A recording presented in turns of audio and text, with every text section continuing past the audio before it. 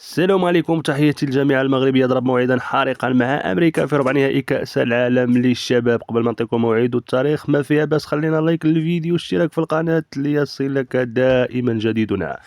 المغرب أمريكا. شاهدنا المنتخب المغربي حقق المستحيل يوم أمس أمام منتخب كوريا الجنوبية في دور 16 بفوزه بهدفين للا شيء. برافو وليدات وابي، قدموا مباراة عالمية ضد منتخب كوريا الجنوبية.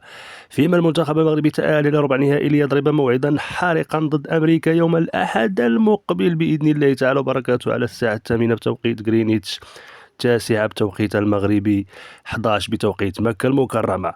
كل التوفيق للمنتخب المغربي في هذه المباراة الحارقة ضمن منافسات كأس العالم الشيلي. المغرب أمريكا. برافو وهبي وبرافو وليداتو، قدموا واحد المباراة عالمية يوم أمس، وكل التوفيق في المباراة القادمة. وكنت عطيت التوقع ديالي أن المنتخب غيغلب ب2-1، وتبارك الله غلبوا ب2-0. برافو برافو، هدفين خرافيين.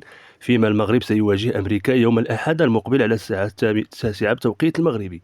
ختموا هذا الفيديو بأفضل الصلاة والسلام على سيدنا محمد صلى الله عليه وسلم، وديما مغرب وبالتوفيق للأسود.